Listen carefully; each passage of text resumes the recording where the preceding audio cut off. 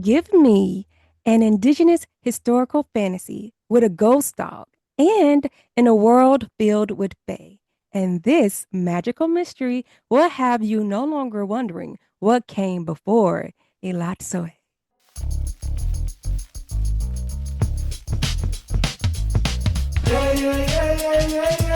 The Books and Vogue podcast. Come get your favorite next book. The Books and Vogue podcast with Catherine Brad.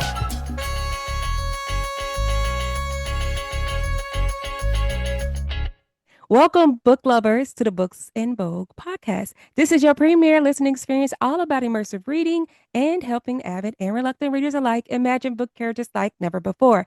I'm your host, Kat Trinidad. The format of the show is I introduce a book, share tips on how you can engage your senses as you read this title, because it's one thing to be a mood reader, but you get a little something extra when you are set the mood reader. And finally, I will end the show with a reimagining of my favorite scene. Today, we will discuss techniques for getting into Sheine Lende, a prequel to Elatsoe, with none other than the author, Darcie Little Badger. Welcome, Darcie. Please. Hello. Thank you so much for inviting me onto this podcast. It's great to see you again. We actually met in person. Oh gosh, was it? It's like almost a year ago now, Has it but been a year now? I time Wow. has no meaning anymore. Yes, yes, yes. Absolutely, absolutely ecstatic to have you here on the show after meeting you in person. You're so awesome. You same. I was like, same right back at you. Sweet. So please tell us about the book. So Sheine Lende is, I guess, technically a prequel to my first book, Elatsoe. So I'll begin with Elatsoe. Takes place in 2020, well, I guess 2019. The main character has a ghost dog, and she can raise the ghosts of animals, and she solves a mystery. And with Sheine Lende, I wanted to explore a little bit more the main character's family line. So it tells the story of her grandmother when she was a teenager, 1970s Texas. And like all the women in her family, she can raise the ghosts of animals too. And she and her mother do search and rescue, looking for missing people with the help of a ghost bloodhound. Of course, her mother goes missing near the beginning of the book. So a lot of this is the main character, Sheine, trying to find her mom, but also coming into her own power, learning things about herself and her family, and making friends along the way. And it was a lot of fun to write just because I had never done historical fiction before, and I wanted to make it occur in a time period that a lot of Apache stories take place in the 1800s. I was like, but you don't hear a lot about the 1970s, especially in Texas. There were a lot of really, uh, there were some tragedies, but also some really powerful social movements where the Lipan Apache people were becoming more uh, outspoken about our rights and us still being here. So I thought it would be a really cool time period to explore. So it all takes place with this historical background, even though it is a fantasy book. Absolutely. Well, thank you so much for that, Darcie.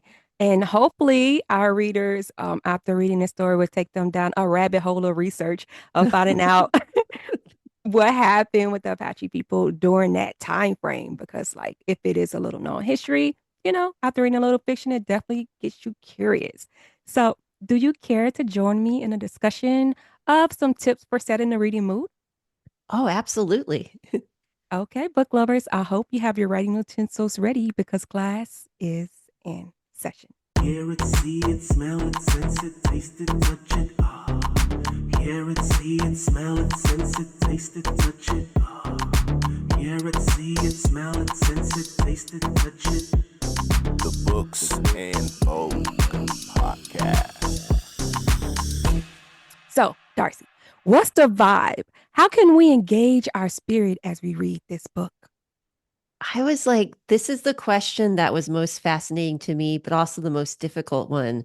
And so I ultimately was just like, okay, a vibe, it's hard to describe in words, but I was thinking Sheine Lende is the type of book where I just think of sitting in a hammock on a hot day and maybe having like a cool drink next to you.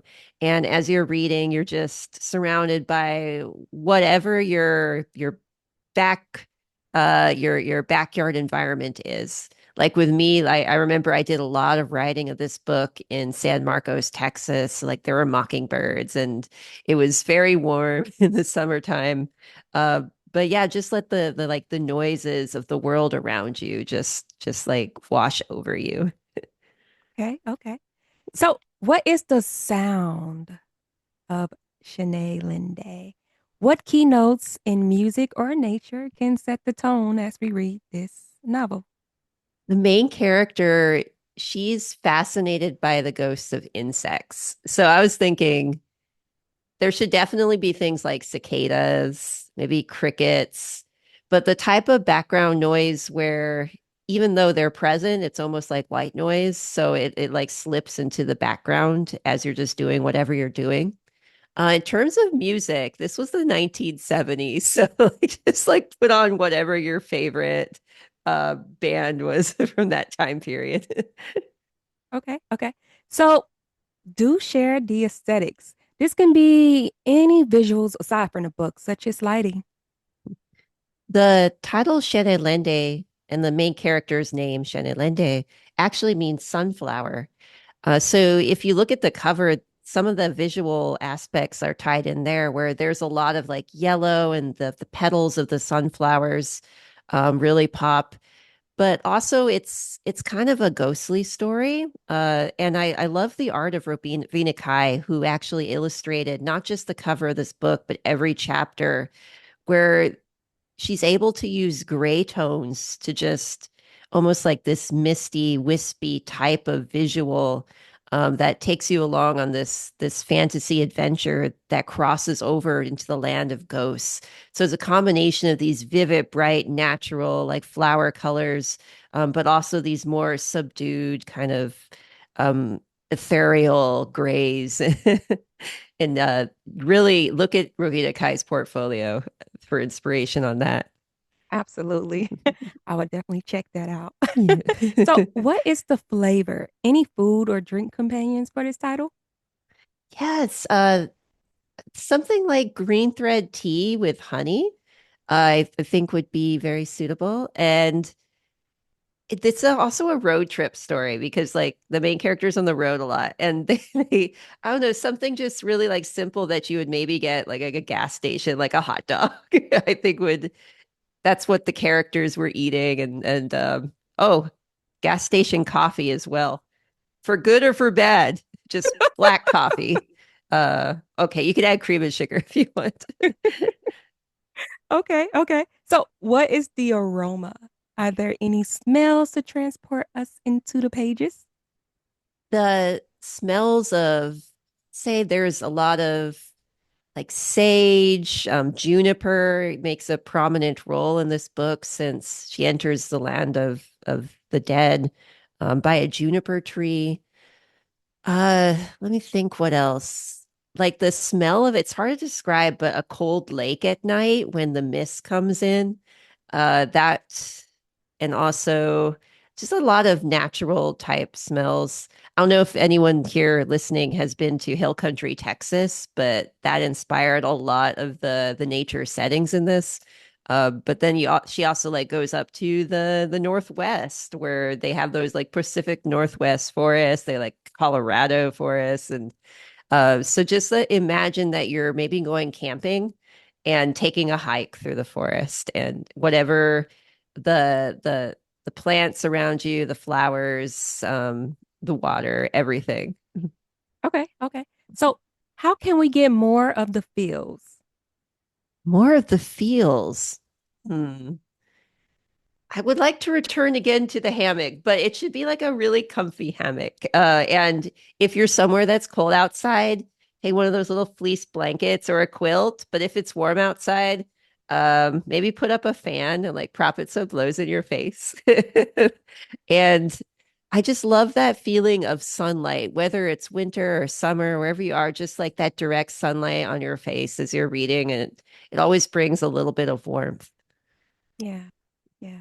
Well, There you go, book lovers. These are your recommended supplies as you read this title. If you're able, pause and get some of these if available, or simply imagine, because it's time for my favorite scene. Disclaimer, please note that exact words, names, locations, indoor scenarios mentioned in this reimagined reenactment may differ from the actual book. Sharing my favorite scenes, I reenacted those, imagining the fiction world that I've been reading of. Going from all the things, I just gave you a list. Come experience all the senses as protagonists. And it don't get more real than this. Immersive read with books on both and live vicariously.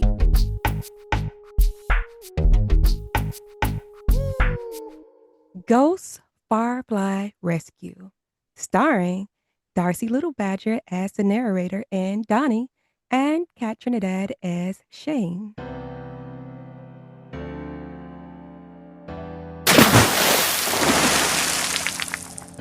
Sheine froze in place, staring at the dark water, wondering whether she'd just heard a fish jump. The lake must be full of bass, catfish, and other energetic species. When she didn't notice a second splash, Sheine took a cautious step forward and then paused, waiting, listening, hearing nothing but frogs and crickets. She forced herself to continue walking. Although Donnie felt safe near the lake, the opposite was true for Sheine. As she drew away from the muddy shore, her instincts warned her to turn around and sprint back to land, but she didn't know whether she could trust them. After all, memories confuse the senses, and she had so many terrible memories of water. With gritted teeth, she bargained with her fear. She'd go only halfway up the dock.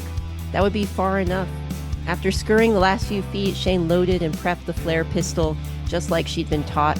Then she held it up, her finger on the trigger, aiming at the star-freckled sky. I'm in position. Sheine glanced over her shoulder, hoping to see the timid glow of a new campfire. Instead, she observed Donnie's hunched silhouette as she bent over the pile of sticks, clicking sparks into the tinder. "Almost got it," Donnie called back. "Fire away." Suddenly, beneath Sheine's feet, there was another loud splash. With a gasp, she pulled the pistol's trigger. Boom. A radiant light shot into the air, burning like a red comet. It reached its peak height and then arced downward, shining even brighter on the descent. As it approached the water, the flare cast a spotlight onto the lake.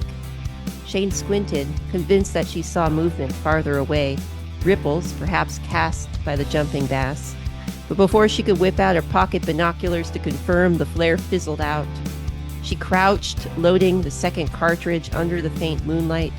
When Grandpa Lewis first gifted Sheine the pistol, he taught her how to load and unload it, making Sheine practice until it was almost second nature to her. Thank goodness for the experience. Once Sheine reunited with her mother, she'd tell her all about this ordeal on the dock. Maybe Lorenza would finally admit that Grandpa Lewis had good ideas, occasionally. How's that fire? Sheine shouted. It keeps dying. The sparks won't stick. Is the tinder dry? Yeah, I think.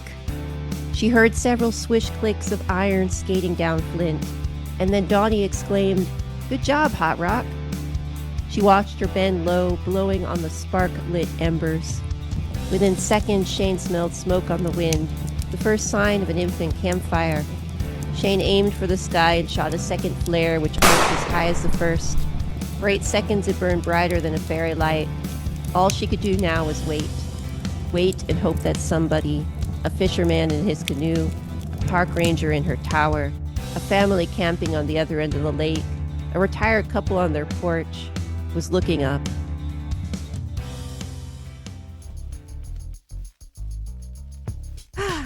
Book lovers, if you have enjoyed this sneak peek, you could get more by reading the whole book.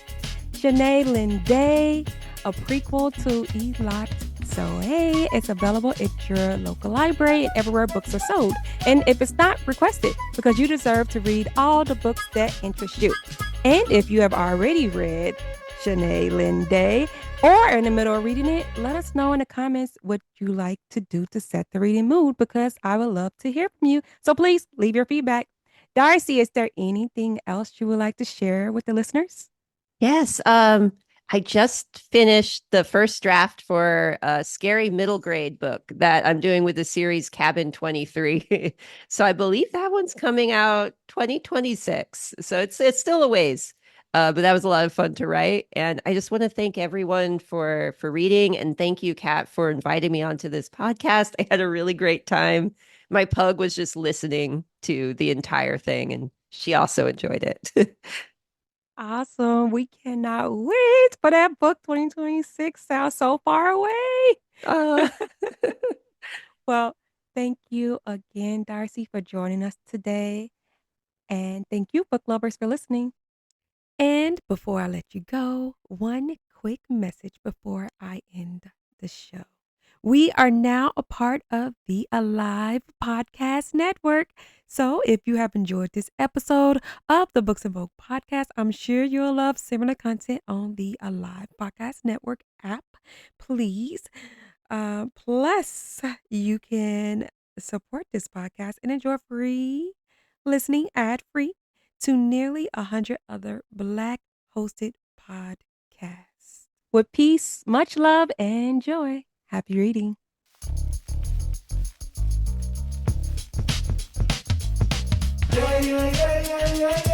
The Books and Vogue podcast. Come get your favorite next book. The Books and Vogue podcast. With Catch and Read. Subscribe, listen, check out recommendations, and happy reading.